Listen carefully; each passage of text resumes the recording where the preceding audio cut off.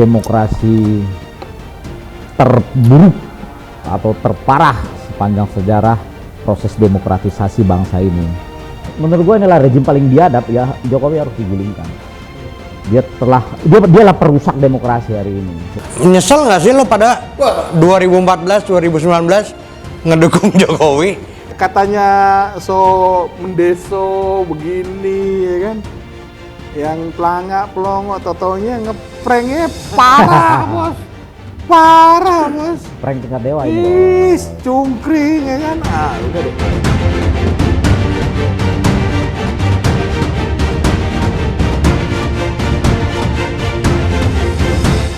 Iya, ketemu lagi dalam program Gerak Gerik bersama saya Ignatius Indro dan Semangat banget lo bro. Woi, sih udah lama, udah lama kan?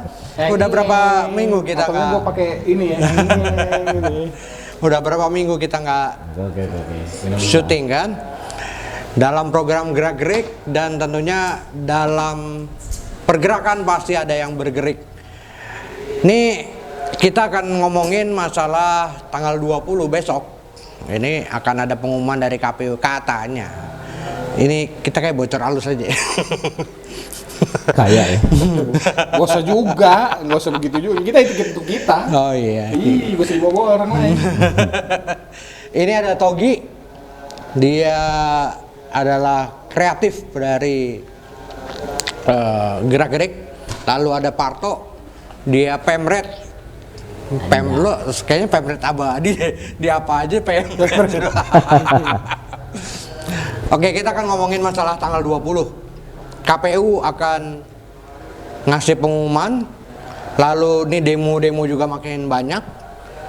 Hari ini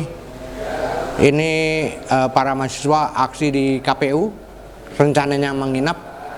Kita baru tahu tanggal 19 nih, nggak tahu deh dia nginap apa enggak. Menurut lo gimana? Togi dulu deh. Bagus. Ya tandanya kan kalau ngikutin kemarin tuh berita ya, yang mereka melakukan gugatan tuh anak mahasiswa UI tuh terkait dengan pilkada juga tuh yang mau coba dicepetin kalau nggak salah tanggalnya, pokoknya gitulah rentetannya. Jadi September tadinya ya. Iya, itu kan menang. Bagus tuh, mereka melakukan perlawanan. Medianya di MK. Dan mudah-mudahan MK-nya juga waras begitu juga ngambil putusannya. Walaupun nanti kita tahu lah, gaya-gayanya pasti akan mengarah ke sana juga kan gitu kan. Ya kan gitu. Tapi bagus lah, ada bagusnya adik-adik. Walaupun kemarin juga dengar juga tuh dari Kak Irmanya Nasdem. Bikin acara di UI, adik-adik janganlah gini, jangan mau jadi korban kan gitu. Tandanya kan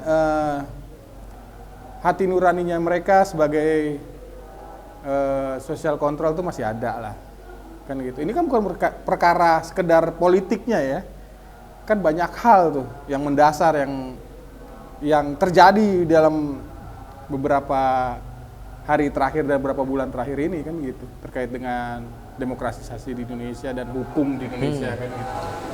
Itu sih menurut gua. Tok, ini kan nggak cuma tadi seperti kata Togi, ini nggak cuma ngomongin menang kalah ataupun jumlah nanti perolehan suara gitu kan, kita nggak ngomongin itu. Tapi ini ada proses demokrasi yang dikacaukan oleh rezim. Gimana menurut lo? Ya menurut gue mahasiswa sebagai agen perubahan harus tetap memang di koridor perjuangan nilai-nilai ya, bahwa betul ini bukan persoalan pemilu saja, bukan persoalan angka, bukan persoalan pencoblosan, tidak ada urusan dengan hasil pemilu, tapi bagaimana proses sebelum pemilu di mana demokrasi ini sudah dirusak, ya kan? Ini kan demokrasi terburuk atau terparah sepanjang sejarah proses demokratisasi bangsa ini. Jadi pemilu kemarin itu kan pemilu paling biadab menurut gua. Ya, dimana nampak sekali ya rezim kekuasaan mengintervensi semua lini instrumen negara, di mana proses demokrasi ini direkayasa sedemikian rupa hanya untuk kepentingan memenangkan anaknya. Anaknya langsung aja anaknya kan gitu untuk meneruskan kekuasaan. Enggak, bukan nggak sinkron, ini menguatkan di anaknya iya. adalah Samsul. Apalagi yang paling parah malah kan belakangan nih, ini isu nih, isunya benar atau tidak nanti belum terbukti. Bukan cuma Gibran yang sudah dicapreskan, bukan cuma Bobi yang sudah menjadi Medan 1, konon mantu yang perempuan, anaknya Bupati mau calon juga jadi kepala daerah. Ini mengerikan kan, jadi ada raja besar, ada raja-raja kecil di daerah ya. Jadi ngeri nih bos kerajaan ini nih, ya kan. Jadi jangan mimpi ya Logi, jadi bupati di Kumbang. Bentar lagi adiknya Bobi lagi jangan di sono ya kan. bahkan dia katanya mau jadi pimpinan Golkar gitu ya. Ya walaupun memang di ADRT nggak bisa karena Apa sih yang nggak bisa diatur bos? tunggu dulu, belum. Ini ada lawakannya. Apa tuh? Apa tuh? Lucu gak? Jangan-jangan di Golkar ada paman juga untuk mengubah ADRT. Wah. Oh iya. Iya kan? Kalau di MK dia ada paman, Ada Lord bos. ada lo. Angkel. Sejak dulu sudah dekat dengan Berbisnis bersama. Oh pernah dagang bangku bareng. Oh, lucu nggak sih? Bisa diatur. Ya itu kalau menurut gua sih persoalannya kan bukan hanya di awal ya yang kita bahas itu kan, yang banyak dibahas orang juga terkait dengan hari ini. Pada pelaksanaan pemilunya sendiri kan juga terkait juga tuh, ya kan? Gitu, terkait dengan kawan-kawan tuh di KPPS dan segala macam yang atau pemilih juga yang tidak bisa dapatkan haknya untuk memilih. Ya kan? Terus masih dengan kejadian yang sama, terjadi banyak korban juga bagi penyelenggara pemilu kan gitu, proses-proses itu. Terus ya kita dapat info juga ya di berita-berita itu ada bansos-bansos yang tidak sesuai dengan ininya ya, mekanismenya dan belum jatuh temponya kalau nggak salah ya, dapat info beritanya begitu. Dan volumenya makin besar. Nah itu dia, itu dia. Bahkan gua beberapa hari yang lalu ada anak 98 yang datang lah ke rumah gua bergabung gitu kan. Dia 02. Oh ya? Iya, dia 02 dan dia benar-benar menyatakan iya gua yang kerja di Jawa Tengah dan emang dia menyerahkan per orang 1 juta. Lo ngomong gini udah ngomong sama dia? Bodoh amat. Parah lo. Nih. Tapi gua kan nggak nyebut nama. Dia datang aja sih. Bagus juga. Nggak ngarang ya. Enggak ngarang. Jadi nggak omong-omong ya. Bagus, Fakta tuh ya. Bagus. Fakta 1 itu. juta satu suara bos. 1 juta 1 suara dan dia yang bagiin. Tandanya kawan kita itu berbaik hati membagikan informasi kan gitu. Dengan dia berdalih Ini bahwa baru namanya bocoran. dia berdalih bahwa 01 maupun 03 itu juga bagi walaupun 300 dan 500. Nah dia bantai dengan 1 juta. Oh, dibal lagi ya. Itu kalau kunci itu C7 dia. Bukan C biasa, C7 kali. Ngeri. Gitu, itu yang apa yang ya cerita dari teman kita ini gitu. Ya itulah salah ya bobroknya, artinya sebetulnya kan inilah cerminan atau gambaran bahwa demokrasi kita ini sudah ada di titik paling kritis atau paling nadir, paling terpuruk. Itu salah satunya nilainya di situ bahwa demokrasi kita atau proses pemilihan itu didasarkan pada kompensasi, bukan literasi. Kenapa itu terjadi? Ya karena persoalan ekonomi dan pendidikan. Seperti kita pernah ngobrol gitu sama Prof Mahfud, saya sampaikan kan bahwa Prof 65% masyarakat kita ini tidak well educated gitu loh. Artinya tidak jauh dari tamatan SMP, masih banyak putus sekolah, sehingga standarisasi masyarakat untuk memilih itu berdasarkan kompensasi. Lu kasih apa biar gue milih lu kan gitu. Belum merasakan literasi, belum merasakan siapa sosoknya, rekam jejaknya bagaimana, enggak. Jadi begitu hari ini diperparah, ya kedepannya akan lebih buruk lagi nih. Presiden buruknya di situ nanti, di mana pemilu berikutnya cara-cara ini akan dilakukan lagi dan menjadi kultur. Gitu. Jadi budaya demokrasi kita ke depan sama budaya demokrasi kompensasi. Nah, melihat dengan banyaknya kejadian kayak gitu, ini kan kita jujur harusnya melawan keadaan seperti ini. Perlawanan seperti apa yang Gerak 98 harus lakukan? Lama mikirnya. Gua nunggu dia sebagai pemret kan. Iya, sebagai pemret. Awak di bawah, kreatif. Awak nunggu dia. Sebetulnya sebelum beralasan panjang ya, gue pikir ya ini karena menurut gue inilah rejim paling biadab ya, Jokowi harus digulingkan. Dialah perusak demokrasi hari ini, sehingga harapannya ya, adik-adik mahasiswa juga dengan panggilan nurani, lalu kemudian sebagai penjaga moral juga, gue pikir sudah harus sampai pada titik Jokowi harus ditumbangkan. Artinya ini menjadi titik balik perbaikan, supaya karena gini, media banyak sudah opini internasional loh. Ini sudah banyak opini internasional, kacamata dunia melihat ini kok sebegitu buruknya ya demokrasi di Indonesia kan gitu.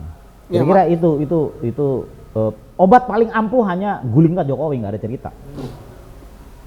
Ya kalau gua gini, kan ada istilah tuh bukan istilah ya, yang disampaikan Om Rocky, dirty mind, dirty vote. Rocky tinju. Ya, Rocky Balboa. Berarti bukan Rocky Putri ya. Dirty mind, dirty vote atau bahasa Indonesianya itu apa? Pemilihan terburuk. Ya kotor lah, kotor. Akhirnya itu kan dimulai dengan dirty mind, dirty hand, ya gitu ya. Kalau gue ada tambahannya lagi. Apa lagi? Dirty clothes atau pakaian yang kotor. Jadi gini, ketika dilantik pun sebersih apapun pakaiannya, kotor dia. Sebersih apapun. Jadi karena prosesnya kan kotor gitu kan. Gitu. Siapapun yang melakukan dirty votes, dirty mind, diawali dengan dirty mind, dirty votes, dirty itu kan. Ketika dia dilantik atau masa bekerjanya, karena sudah dari 3 awal tadi dirty clothes, pakaiannya sebersih apapun, clothes-nya kotor. Jadi ya bisa kita bayangkan itu ya kalau kita pelajari Orde Baru ya, yang kita pelajari sama-sama dan kita lawan tahun 98 kan, dia akan nunjukin jati dirinya aslinya. Gitu. Cara-cara Orde Baru itu pasti akan terjadi, dan itu kan sudah terjadi kan gitu sekarang. Ya itu tetap harus kita lawan lah. 98 sebagai generasi 98 yang pada terjun ke jalan, harus kita lawan gitu ya. Ya memang bahasanya kok 25 tahun gitu ya. Panjang benar ya begitu. Memang negara ini kan juga dibentuk juga tidak serta-merta langsung jadi begitu saja ya. Harus terus saja kita lawan, tidak apa berhenti. Apapun cara perlawanannya ya gitu. Itu sih dari gue. Ini kan mulai juga banyak bongkar semua kan, seperti Bahlil mulai diungkap juga masalah tambang itu kan. Lalu juga katanya ada perpecahan antara Jokowi dan Prabowo, yang ketika ada videonya tuh Jokowi nggak salaman sama Prabowo. Itu lo lihat seperti apa? Apakah ini memang tanda-tanda, udah kayak ini ya, atau emang harus kita gulingkan seperti yang Pak Arto bilang? Kalau gue bilang nih gimmick aja. Gimmick lah. Iya, pengalihan lah. Pengalihan Bisa lah, jadi. gimmick seolah-olah ribut. Tapi gini, gue percayanya begini. Ada kan teorinya istilahnya persekutuan ideologi itu jauh lebih kuat dari persekutuan uang. Persekutuan ideologi jauh lebih kuat daripada persekutuan uang. Nah, persekutuan mereka itu kan bukan berdasarkan persekutuan ideologi, bos. Gitu. Kalau persekutuannya hanya money oriented atau hanya kekuasaan saja, Nggak abadi. nggak abadi. Tapi kalau- Ujung-ujungnya kalau bahasa Koreanya kan marbadai, berantam, Korea. berantam. Oke. Tapi Itu bahasa Korea tapi diucapkan kalau- di lapo. Tapi kalau penjahat sama penjahat biasanya kompak, bos. Kompak ya. Ntar dulu, kayak penjahat ketemu sama penjahat, persetujuan atau kesepakatan melakukan tindakan untuk melakukan apanya itu. Nah ini kan uang, bos, orientasinya. Kalau misalnya penjahat sama penjahat menyelamatkan teman sesama temannya mungkin misalkan gitu ya, bukan karena orientasi uang mungkin bisa kuat, mungkin ya, mungkin gitu loh. Tapi kalau gua ngelihat nggak tidak semata-mata soal uang. Oke, kalaupun uang menjadi simetris lah dengan kekuasaan, tapi ada cara pandang gue yang mungkin agak berbeda ya mungkin. Oke, bahwa itu orientasi uang atau kekuasaan. Tapi kalau balik mundur ya, ada titik-titik gue melihat bahwa keputusan bersekongkol juga dipengaruhi oleh pilihan tandemnya 03 Mahfud. Maksudnya gini, ingat gak Muni omongan si Budiari? Muni. Iya, Iya Muni ya betul. benar Muni. Kalau kalah nih bos, masuk penjara semua ini. Iya. Artinya gerombolan di sana itu kan gerombolan bermasalah semua, bos. Makanya sampai Muni bilang, ini kalau kalah sampai kalah masuk penjara semua. Itu artinya ketakutan itulah yang membuat mereka jadi solid. Jangan sampai 03 menang, jangan sampai si pendekar hukum itu Iya, punya bos. kekuasaan gitu. Kalau 80 orang yang mau diselamatin, satu orang aja nggak diselamatin, nyanyi nggak menurut lu? Belum benar juga. Tentu juga. Setnop mampus aja, kagak teriak, dibiarin aja mampus aja loh, gitu. Tapi mungkin ada deal ya. Iya, Ada tapi deal-deal di walaupun situ. ada deal, tapi kan goncangannya cukup lumayan, bos, terkait dengan Setnov ya. Kalau lu bicara Setnov. Nah kan kalau bicara kan tadi dia singgung kan Bahlil tuh yang udah diungkapkan gitu. Dia kan ngomong kemana-mana kan gua aktivis. Ya kalau gua sendiri nggak pernah ngeliat dia di mana, kapan demonya gitu loh. Bawa burung nggak pernah. Bawa petani demo ke Jakarta atau di nggak usah yang jauh-jauh lah, di mana, di Makassar kayak demo gitu atau di Papua gitu. Aktivis, gua nggak pernah ngeliat dia. Aktivis investasi kali ya. Ya kan kalau ngomong kan kita ini aktivis, gua pernah ngeliat aktivis ya. Berat itu bahasanya itu, bos. Gua aja nggak pernah mau dibilang gua nih aktivis, ngomong gue nggak mau gua. Bangga ya jadi aktivis. Iya, pedagang. Bahasa apa tuh? Iya, aktivis investasi seperti yang gue bilang. Bahasa Zimbabwe-nya tadi.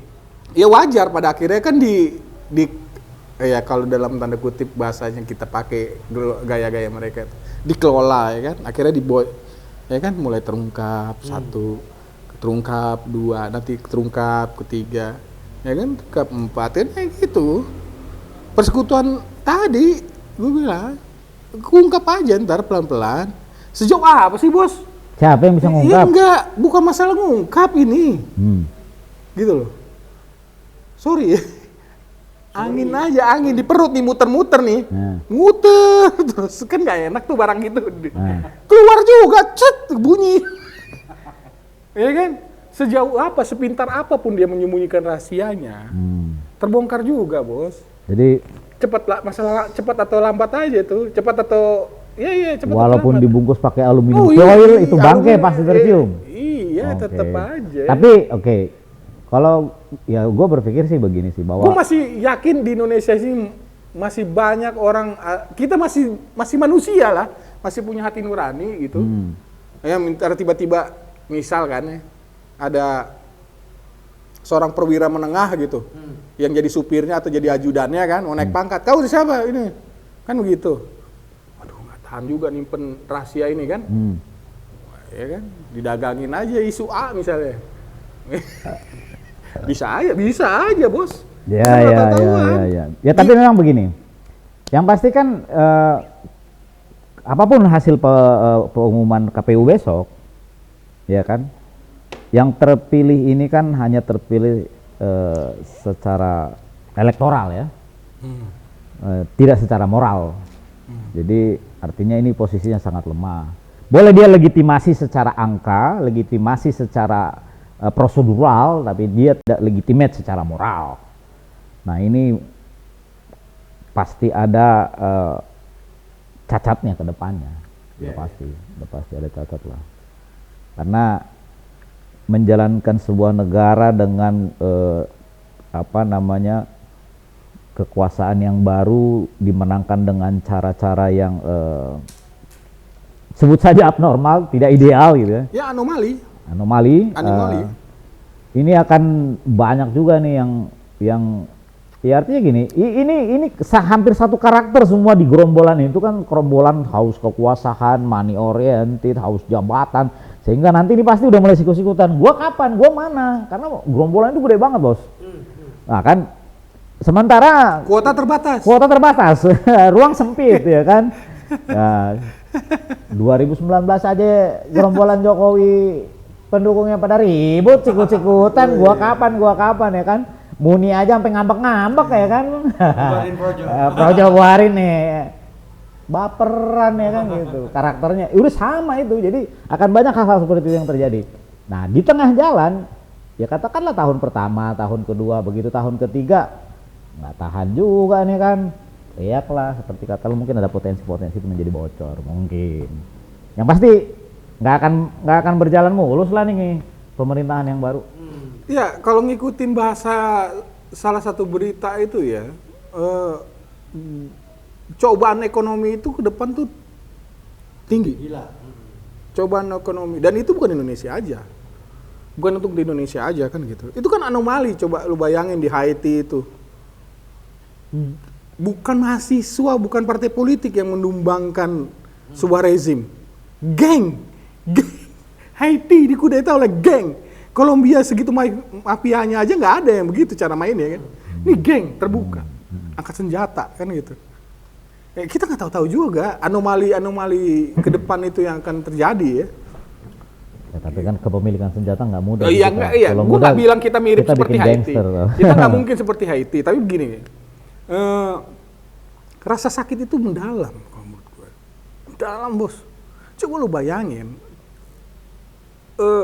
Lu demo 98, bertahun-tahun lu demo, kita memperjuangkan untuk kebaikan dan kemajuan untuk di Indonesia kan begitu. Tiba-tiba orang yang kita dukung, yang kita harapkan untuk membawa Indonesia lebih baik dan lebih maju dengan harapan melupakan pola-pola Orde Baru itu ya, yang kita dukung nih, gitu, melakukan hal yang tidak kita harapkan, yang tidak kita lakukan, yang kita harapkan, yang kita cita-citakan di tahun 98 itu. Nah, nyesel nggak sih lo pada 2014, 2019 ngedukung Jokowi? Wah, kalau kata penyesalan tidak pernah menyesal, dalam arti begini, kita udah, kalau gua udah ngambil keputusan gua milih A, kan gitu. Ya udah, keputusan gua itu pada akhirnya gua yakini hari ini, oh ternyata kawan ini nggak sedasar yang gua pikir gitu. Itu aja sih. Dan tidak, kalau jadi gue ya, jadinya begini, kesalahan itu jadi kesalahan gue juga. Kesalahan itu kenapa? Karena terlalu percaya betul, terlalu hiperbolik kalau menurut gue. Pada saat itu guanya ya, terlalu believe gitu. Yang namanya hiperbolik ya jadinya nggak enak, berlebihan kan. Kayak gelas aja tumpah air tuh berlebihan tuh, nggak enak kayak banjir basah. Kalau gue sih untungnya nggak kultus ya. Jadi walaupun 2014, jangankan 2014, mundur kita ke 2012. ada jejak digitalnya. Gue menulis di Kompasiana bahkan pada saat itu. Ketika Jokowi digadang-gadang menuju ke DKI menjadi Jakarta 1, gue termasuk orang yang menolak. Ya, menolak, tapi di ujung memang kesimpulan tulisan itu dia tidak Jokowi Ahok tidak layak memimpin DKI. Tapi justru di ujungnya gue buat bahwa Jokowi selayaknya memimpin Republik ini, karena pada saat itu gue memberi narasi bahwa Republik ini tidak butuh orang besar, tidak butuh bangsawan, tidak butuh darah biru, tidak butuh jenderal, tidak butuh pejabat besar, tidak apa. Yang dibutuhkan adalah orang jujur. Oke, pada saat itu. Lalu kemudian ya memang terglorifikasilah berita informasi dari Solo sejak dia jadi Solo 1 bahwa wah ini orang benar-benar jujur, bekerja dengan baik, menjadi pemimpin yang sangat bijak, lalu kemudian ya katakanlah bersih, demikian kan gitu, jujur merakyat katanya pada saat itu kan. Pada saat itu kan bisa dibilang loncatan itu yang luar biasa menurut gua pribadi ya, ini klaim ya, loncatan betapa pedenya orang masih ribut dengan perdebatan apakah Jokowi pantas memimpin DKI atau tidak. Gua udah bilang no, dia harus memimpin Republik ini. Itu ada jejak digitalnya. Nah, kemudian tapi hari ini kalau dibilang penyesalan, gue malah mungkin memanfaatkan momentum hari ini bahwa gue harus meminta maaf pada Republik ini, pada masyarakat, bahwa gue ikut juga menjadi diehard Jokowi pada saat itu. Dan gue juga mungkin pengen meminta kepada Mas Rudi. Rudi mana nih? Mas Rudi. FX Rudi untuk ikut meminta maaf karena persoalan hari ini bagian dari kesalahan dia. Iya dong. Kalau bicara ya maksud penyalahan ini bukan berarti artinya Mas Rudi sudah punya salah besar, tapi maksudnya dari serangkaian persoalan yang menambah kesalahan-kesalahan bahwa awalnya mungkin ketika Mas Rudi pada saat itu andaikan ngotot ya pada Mas Rudi pada saat di Solo, enggak, gua aja yang maju jadi Solo, soal kalah menang enggak muncul yang namanya Jokowi. Bagi gua Jokowi adalah sebuah bagi gue Jokowi itu mendapatkan keuntungan di momentum pada saat Solo 1 di 2014 ya. Bukan 2014, jauh sebelumnya. Jauh sebelumnya. Oke. Nah, saat itu kan masih antara apakah Rudi, cuman kan pada saat itu karena Rudi minor kemudian dia dianggap secara elektoral tidak punya nilai jual, lalu kemudian disetellah Jokowi bersama Mas Rudi. Oh gitu. Andaikan Ya enggak, gini, kenapa gue mengatakan tadi itu, bahasa gue begitu. Di 2015 itu kan gue punya rezeki lah gitu ya. Rezeki gitu, mau bangun rumah gitu. Gue bikin organ relawan lah. Dan gue keliling-keliling tuh. Dan gue yakin banyak yang lebih besar dari gue tuh yang mengeluarkan tenaga, pikiran sampai uang ya. Yang tidak sedikit itu jumlahnya, pasti lebih banyak ada dari gua gitu. Nah harapan gua kan, gua tidak meminta apa-apa, gua meminta untuk Jokowi, dia kayaknya yang gue pilih ini untuk bersikap benar deh, harapan kita akan berbuat benar gitu ya, khususnya terkait dengan pengalaman kita di Orde Baru, dia nggak bakalan melakukan hal-hal yang seperti Orde Baru deh, gitu ya. Coba lo bayangin keliling-keliling lah gua di, ya gitu sampai habis ya mobil lah terakhir lah itu kan gue habisin untuk keliling-keliling itu nilai segitu gitu.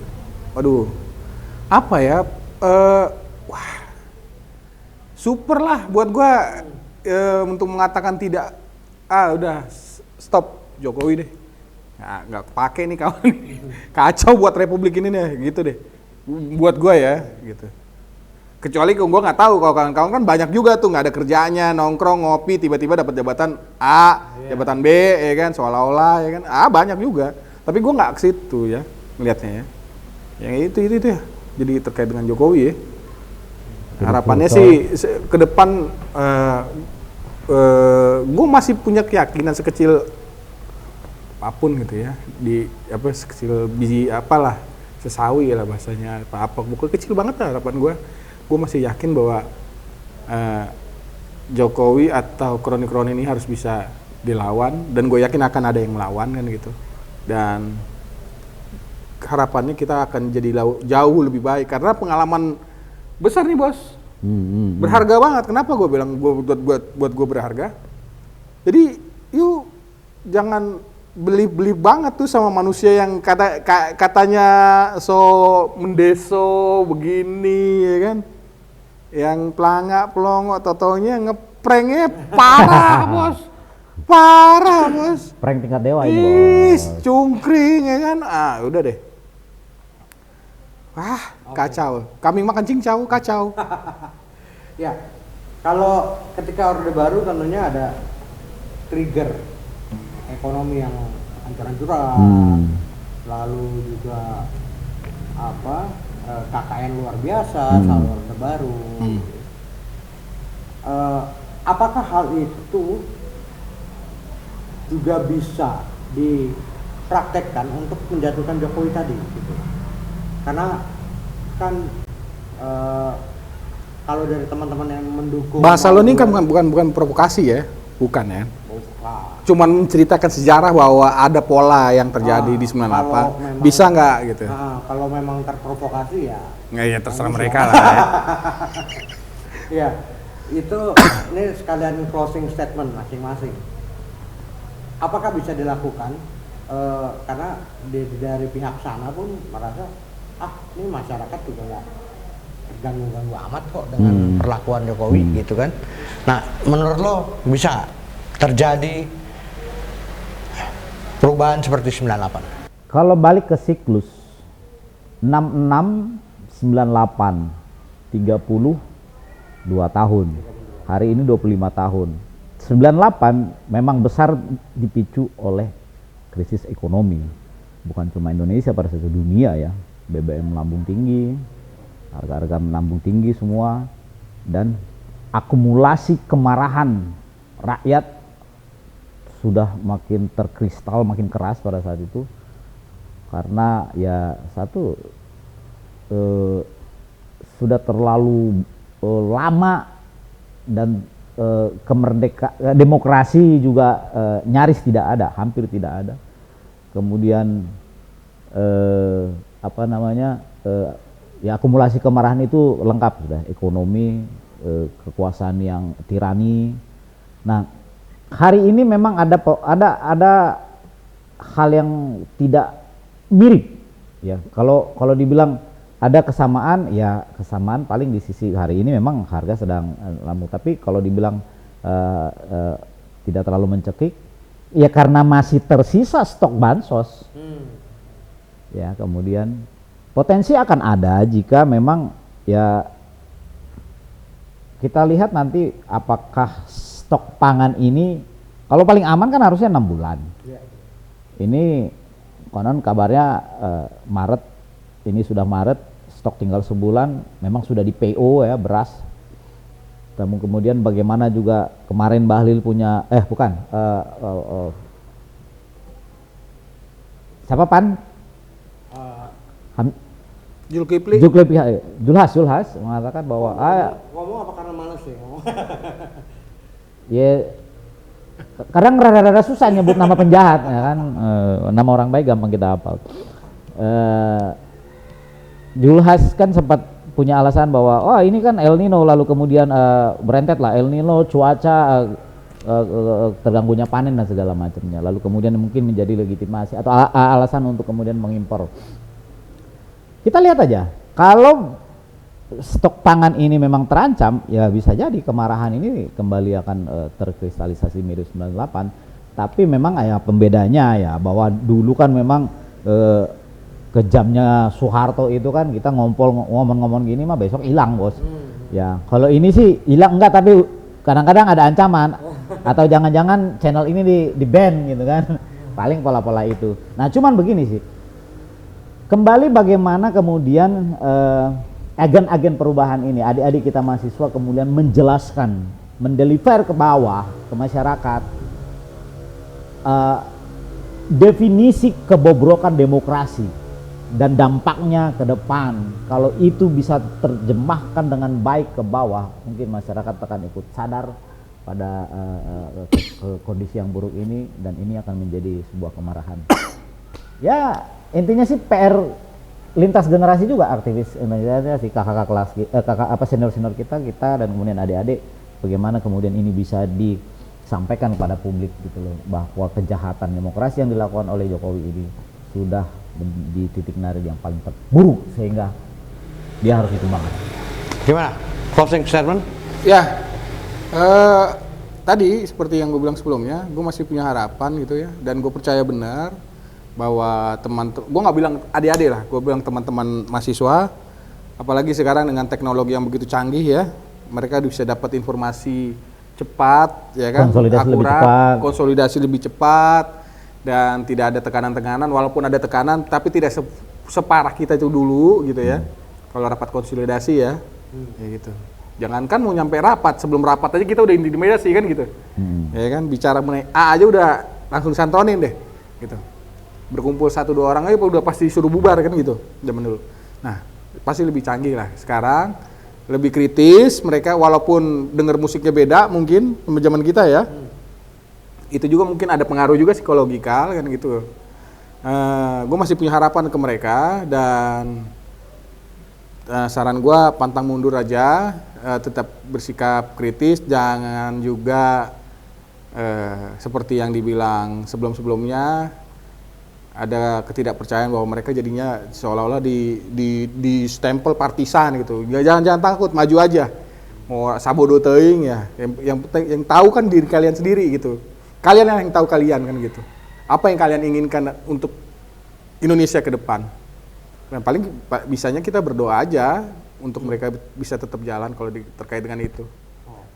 Terkait dengan elit yang terutama juga karena kan kita bicara rentetan 98 tuh ada elit tuh juga main kalau lo kawan-kawan ingat tuh mundur menteri bersidang kan begitu, penolakan terhadap laporan pertanggungjawabannya Pak Habibie juga ingat nggak ya kan, kita pernah aksi juga kan gitu ya, akhirnya di dalam di internal juga terjadi tuh di dalam tuh di MPR DPR kan gitu.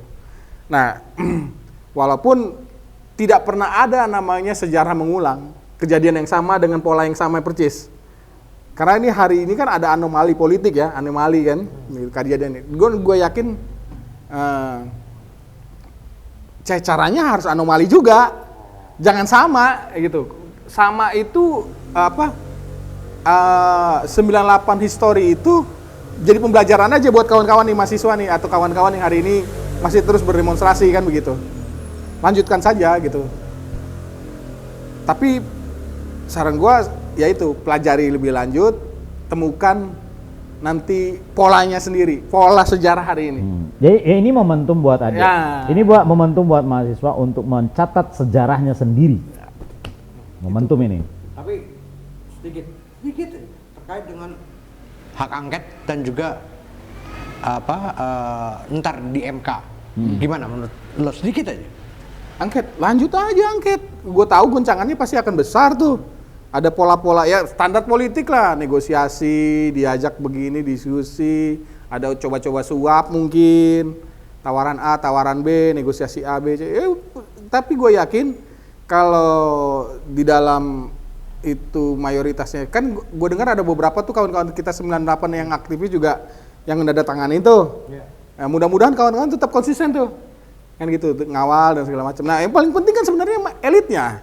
Kalau di dalam itu kan kalau kita ikutin fenomena politik hari ini di Indonesia kan elit bos, apa kata ketua partai kan begitu. Harapannya ketua partai itu juga sama lah, sama visinya, tokoh-tokoh bangsa juga semakin besar juga duduk bersama gitu, bahwa menyikapi Indonesia nih nggak bagus begini polanya, nggak bagus buat partai politik juga gitu loh, ya kan? Dampaknya kan ke situ. Akhirnya kan kalau kita bicara jangan-jangan semakin golput semakin banyak, ya kan, berkurang pemilihnya karena polanya begini kan gitu. Karena tidak ada challenge gitu dari partai politik. Nah, gue yakin nih, lahir nih, gitu loh. Dengan kepemimpinan yang sekarang ini untuk menyiasati bicara survive juga di partai politik ya harus mau nggak mau. Ngikut siapa sih dulu bos? Iya nggak? Yang mau ngelawan Soeharto? Iya nggak? Orde Baru, 32 tahun berkuasa dengan barisan tentaranya. Tiba-tiba kan goncangan kita besar tuh, tak gitu. Ngikut juga, ya itu tuh maksud gua tuh, elitnya juga harus berani gitu. Hak angket. Seolah-olah hak angket menjadi menakutkan buat Jokowi, buat pemerintah ya, buat eksekutif. Padahal kalau nggak ada masalah, dihadapi aja kan. Ya, hadapin. Tapi gue nggak percaya dengan suksesi hak angket karena teman-teman yang di Senayan juga masuk angin. Ya bisa masuk angin, pasti Nggak bisa percaya, angin. masuk angin gitu loh. Makanya bahwa suksesi dalam tanda petik quote and quote, suksesi dari Parlemen jalanan. di menangnya 02 itu tidak lebih daripada adalah sandera-sandera yang dilakukan oleh Jokowi. Kalau soal MK, lagi-lagi ini hanya soal sengketa pemilu, angka, soal pelanggaran pemilu toh, cara melaksanakan pemilu ya, secara prosedural, ada paman, sudah disiapkan bos, kan gitu. Jadi kalau gue pikir Parlemen rakyat. hak angket tidak akan sukses di Senayan sebagai parlemen. MK juga tanpa menyurutkan semangat kawan-kawan karena juga ada pamannya. Penyelesaian semua ini adalah hanya parlemen jalanan. Ayo turun ke jalan, gulingkan Jokowi karena dia layak digulingkan. Karena Jokowi mengakhiri jabatannya dengan catatan Buruk. hitam dan buruk. Oke, thank you. Thank you. Oke, demikian tadi obrolan-obrolan kita. Omon-omon. Ya, kita nanti ketemu lagi dalam episode lainnya. Jangan lupa subscribe, like, komen, dan juga share di media sosial kalian. Lawan tirani, tegakkan demokrasi.